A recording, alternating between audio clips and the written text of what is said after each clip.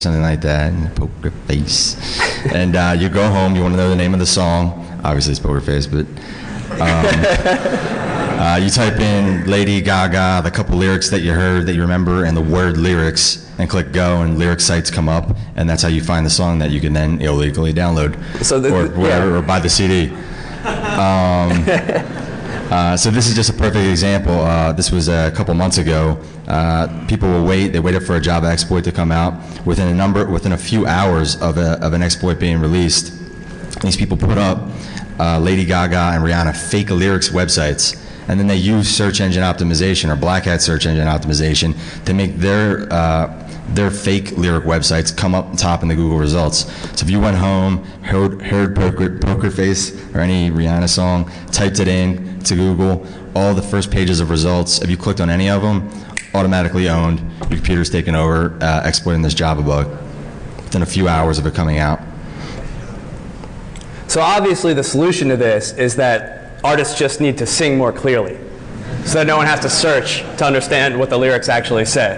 Which is not always easy. I mean, you can get, it could work against you with incorrect lyrics like, I've become a wet dream tomato. Have you guys heard that Alicia Keys song and Jay-Z, the Empire State of Mind? The New York one? Next time you listen to it, next time you listen to that song, it's still on the radio a lot. When she comes in with the hook, and she goes, you listen, all you were going to hear from this point on is, I've become a wet dream tomato, there's nothing you can't do. You will not hear anything else from now on, I promise you. Like that? I won't quit my day job. Actually, rather than artists singing more clearly, which might be a difficult task, some of the defenses that you can utilize are things that the major search providers and browser providers are already building for us. They're trying to protect users by building the Google Safe Browsing API, which is a blacklist of known malware and known phishing sites that if you've ever gone to a page that said, this is a reported attack site, continue at your own risk. That's something they're integrating into search results, especially useful for anyone that's utilizing black hat SEO techniques to get those search results to the top. They're going to protect you from that. Sandboxing software is another thing that's becoming much more useful. Anyone here use Sandboxy? I do. Yeah, you guys do. I know Fran's hooked. My friend Oscar told me about it. I know he uses it. And it's basically going to run your browser or any application for that matter in a sandbox that's protecting write access to things on your system, such as anything that you download. It's going to say, do you want to recover this outside your sandbox? Or if anywhere malware were to actually exploit your system, it's protecting from things like such as rights to the registry, such as named piped access or anything that's sensitive on the system. And if you were to get infected by something, you can just throw that sandbox away. And so you could browse all the malware Rihanna lyric sites that you want all day and then just throw the sandbox away when you're done, which is really the way to go. And it seems to be the trend. I think in the last week or week and a half alone, Dell released their own version of a secure browser using sandboxing. Adobe released their next version of Reader is going to have a protected mode that's utilizing sandboxing, and I believe Office 2010 has a sandboxing mode as well. So this is really the, as good of a defense as eyeballing up URLs in Google results is to see if it's good or not. Sandboxing is really the way to go. And really, this seems to be the trend. Basically, that malware writers are unleashing things on the web, maybe because they have a decided purpose. One example just last month was some guys in China wanted to release this malware that would steal passwords to some online games in China. And it got out of control. And it basically, as I said, like the fact that people glaze over that step one is search Google for vulnerable websites, it started hitting things like the ad providers for Wall Street Journal, and for Jerusalem Post was another site that ended up distributing this malware that was trying to steal Chinese game passwords. And this is a common problem that I only expect to increase, especially as they get smarter about scraping the results and scraping the new vulnerable websites from Google. Yeah. And it's important to note, I read like 20 articles on this, and all the ones you read are very vague about how this actually started. I mean, if you see in the bottom right there, They believe they compromised the total number of websites of 7,000 to 114,000 websites. It's kind of a big range of, I don't know how many there are. Let's say a billion, gajillion, bajillion, I don't know. But they don't really cover how that happened to begin with, and it's our belief that people are utilizing either Google or Bing or things like that to find 100,000 vulnerable websites to begin with before they do these mass SQL injection attacks. And as we said, that it's great that they're providing these blacklists of known domains that are spreading this information. But one idea that I had was, how can we mine that information to monitor our websites? Because the fact of the matter is, most website administrators have no idea when they get added to that blacklist. This is something I found on the NetSec list on Reddit. It said that this guy says some dickhead emailed me a few weeks ago and told me that my site... It was malware. Yeah, basically saying that his site was in the blacklist, and when people were visiting it in Chrome, it would say a reported attack site. He said, no way this is possible. But then he actually checked it and realized, oh yeah, it is saying that. Why am I on this blacklist? And I just thought, we have all these capabilities and all these features in Google and Bing to be able to identify what we're linking to and what's linking to us. Why not have something better than dickhead alert system to let us know that... This is the existing defense, the dickhead notification alert system. Some dickhead emailed me and told me that my site is serving up malware. Yeah, basically, like, I just wanted to investigate what would be better than that. What can we do for the average person to know if they've been added to these blacklists? And so one of the advanced techniques we came up with was to protect our neck. And that's something that we're calling malware-diggity at this point. And Google, or rather Bing, has a great feature called link from domain that you can get all of the offsite links, all the sites basically that you'll dump all the URLs on your site that aren't linking to that domain. Like, so let's say we want link from domain stackloo.com that has every external host that we're linking to. And I wanted to take those results and compare them to URLs that are in this blacklist. See if any of those URLs are phishing websites or malware websites, and that would help you get kind of an alert system together to let you know if you've been a victim of one of these mass injections. And even to get that information more real time, we can use the append format equals RSS onto those Bing results to actively monitor any new links. Let's say you have user-generated content on your site, like a commenting system or a forum, and anyone's allowed to add a link. I came up with this idea when I was doing an assessment of a site that was kind of like MySpace. It was what MySpace was supposed to be. It let venues and artists and fans log in and upload music and basically share information about concerts.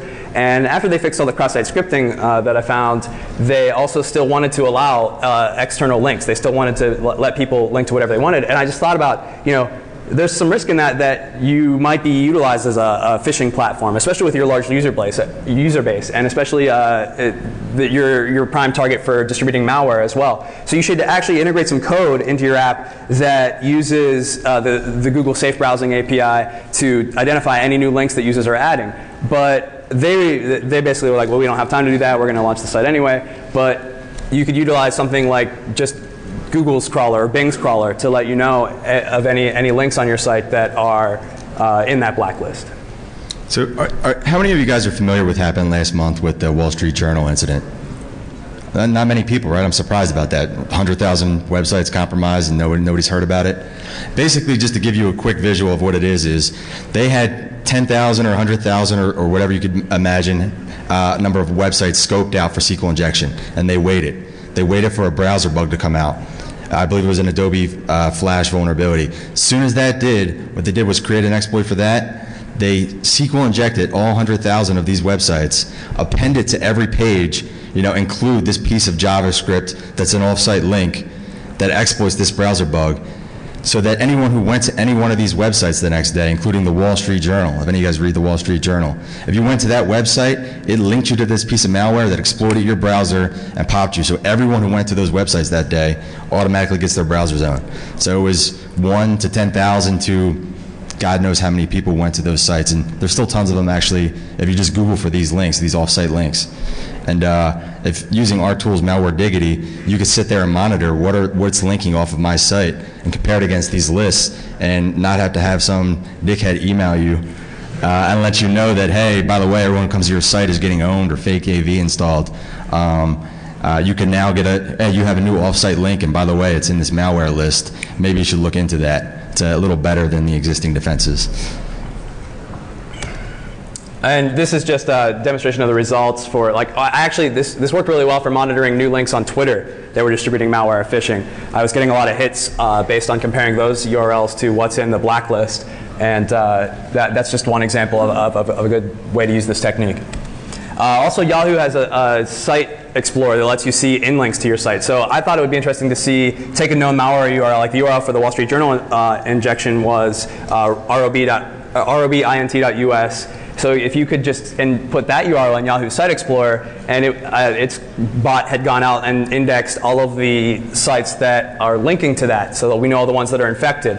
That's also useful information that you can gather. And if you want something a little bit more professional, a little more enterprise, that it's actually going out and crawling your site and identifying things, doing things like JavaScript deobfuscation and analyzing all the content on your site actively, Armorize has a new thing called Hack Alert. But if you want something free and crude, you can use these techniques from Bing that we're providing. And so basically we identified that it was possible to monitor our external links and our incoming links, and then compare those to the blacklist, and then detect infections, and then alert you to that. But my friend Oscar asked me, is it possible to get people added to the blacklist? And I was like, that would be devastating.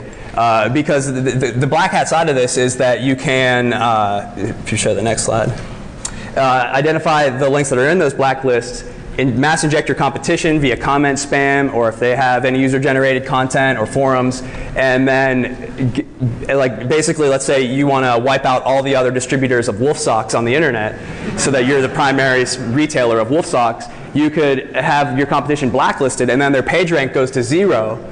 And basically they're not going to show up in the top results of Google anymore. If people do click the link, they're going to get warned that it's a reported attack site and you can't go there anymore. And basically this is something that companies could profit from. I'm not sure if this technique is actively being used. The algorithm that identifies links that belong in the blacklist is a closely guarded secret. And this is something I want to test some more to be able to identify how you could get someone added to the blacklist. But I could see this as a service line that the Russian business network might offer, saying like, we'll take out your competition. Or as mafia techniques, they could say something like, either give us money or we'll add you to the blacklist.